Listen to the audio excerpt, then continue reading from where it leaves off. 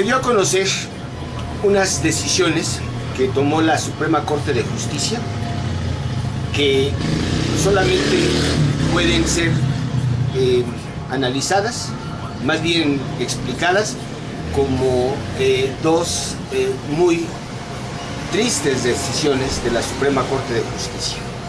Una es la que invalida una decisión que se había tomado, unas medidas que se habían tomado para que en lugares públicos de mercado no se pudieran establecer estas grandes tiendas departamentales que avasallan, que pervierten, que corrompen a las ciudades y que habían sido alejadas en la Ciudad de México de sitios en donde mercados públicos tienen muchos años de estar establecidos y que entonces la presencia de estos grandes comercios monopólicos, ¿verdad? De competencia muy desleal, pues vienen a echar abajo, no nada más a los mercados, sino a las tiendas, a las misceláneas.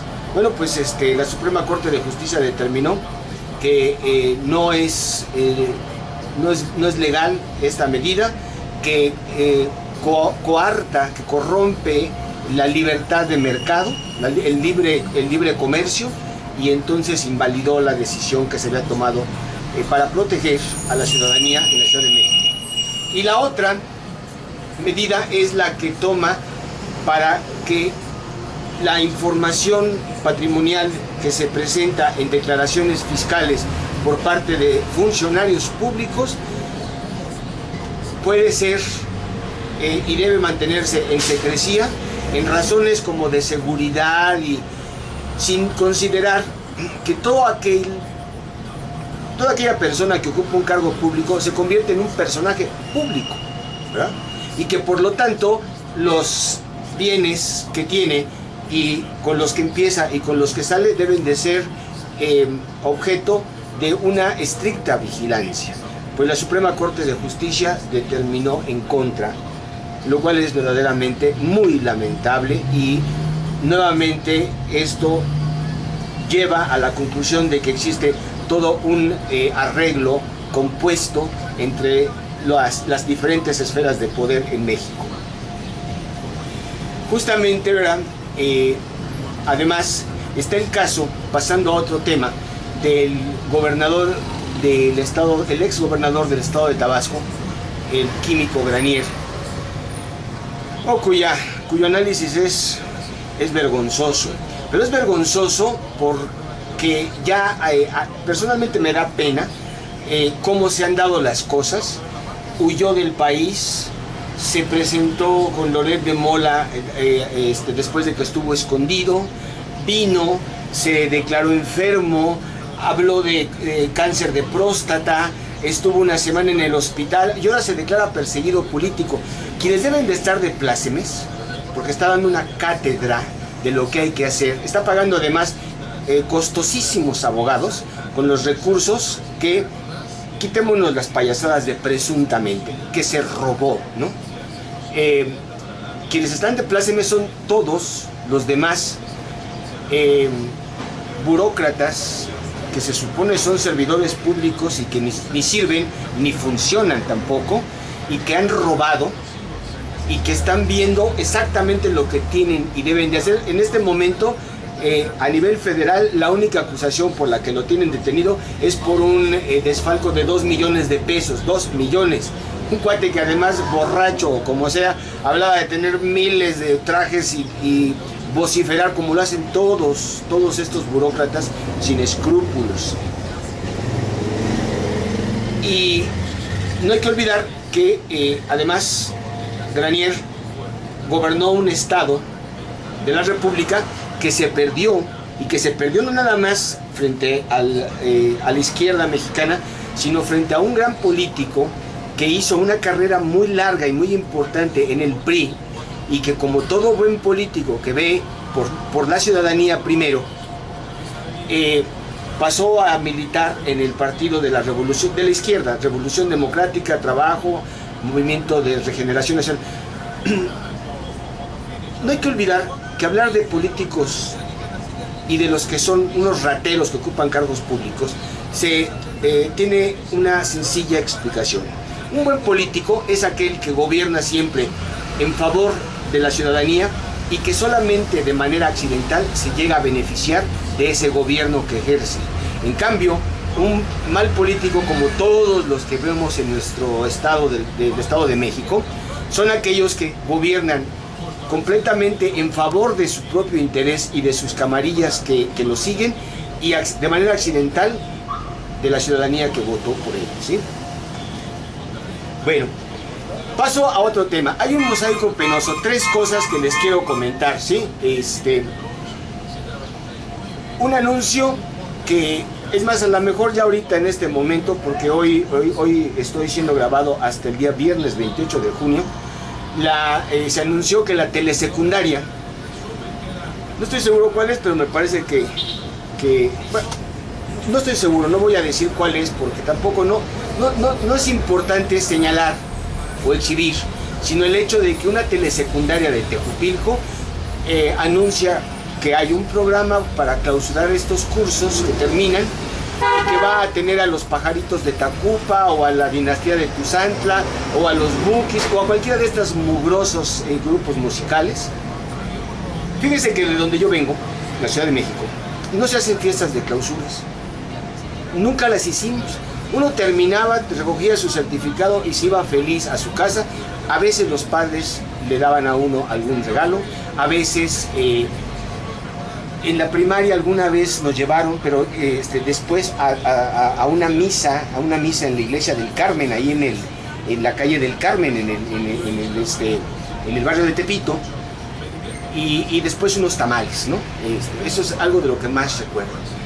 Hay una anécdota que tengo cuando empecé a llegar a vivir aquí, a hacer comercio en estos lugares, en Temascaltepec. Un día estaba en la tienda del Mayoro del Sur y llegó un señor ya con algunas copas que lo conocía y me dijo: ¿qué pasó, don Guillermo? Fíjese, salió mi hija de la escuela, hombre, y estoy muy contento, voy a hacerle su fiesta de clausura. Deme 2 cajas de Bacardí, órale, y 10 cajas de cerveza, hombre, qué bueno, tómese una, no, gracias, mire. Oiga, deme 5 cajas de refresco. Entonces le pregunto: oiga, ¿y qué terminó? ¿De qué se graduó su hija o qué? Salió del kinder, ¿no? El despilfarro a lo idiota, ¿verdad? Sí. Bueno, pues eso pasa. Otro, hay una leyenda leo en el Facebook, una botella de Buchanan's, tú y yo, ¿qué opinas? Y lo pone una chica de Tejupilco, de la preparatoria regional, adolescente de 16 o de 17 años, y entonces vienen una serie de comentarios con un lenguaje procaz que hasta un carretonero se sentiría avergonzado. Una de ellas, de las que opinaba con más vehemencia, es hija además de uno de estos santurrones del 4º y 5º paso, que supuestamente, ¿verdad?, siempre se perdonan. Es increíble. Hablaba yo con otras personas que ven con mucha tristeza la pésima educación y el lenguaje vulgar, grosero y majadero de los jóvenes. Y me refiero a Tejupilco, a Temascaltepec, que es el universo en el que yo me muevo. No lo veo igual en otros lugares, ¿sí? La tercera, hay una estación de radio que dice que está haciendo pininos, o está en fase experimental. A mí me está gustando, es la estación Radio Roca. Pero en las mañanas, que ponen muy buena música, y los felicito además, ¿verdad? ¿Sí? No he tenido contacto con ellos, pero el programa se llama el Morning Show, no manches. Por favor, ¿sí? Digo, usar palabras del idioma inglés, ni siquiera bien dichas. Luego, en lugar de decir no mames, poner no manches, es una falta de creatividad impresionante y es una manera de corromperse. El lenguaje es la forma de ser personas mejores, y corromperlo de esta manera es corromper todo lo que se hace, ¿sí? Otra, ayer conocí a un soldado, esto lo puse yo en el Facebook, porque además fue real, ¿sí? Ayer conocí a un soldado raso, acuartelado en esta región. Obviamente que omito su nombre, porque me reveló el descontento que priva entre la tropa, el hartazgo la gran conciencia que tiene la mayoría, que son muchos además entre los soldados, el desazón por la injusticia que es la norma entre oficiales y la infantería. A la infantería le dan pollo echado a perder y los oficiales comen como si fueran gladiadores de Julio César, ¿verdad? Pero lo que me explicó con más detalle es la censura.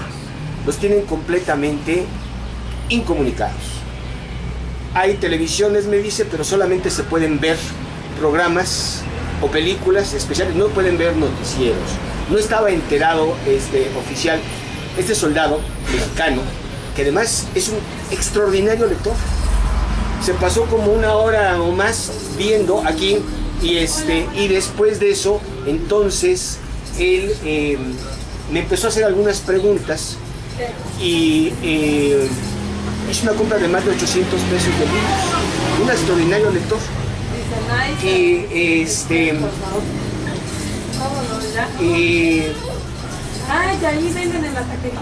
Hicimos buena charla, ¿verdad? Y es todo un caso paradigmático, ¿verdad? Para quienes crean que los soldados no tienen cultura, eso es absolutamente falso. Ajá. Como buen soldado tuvo un gesto que me llenó de satisfacción porque no son ya frecuentes.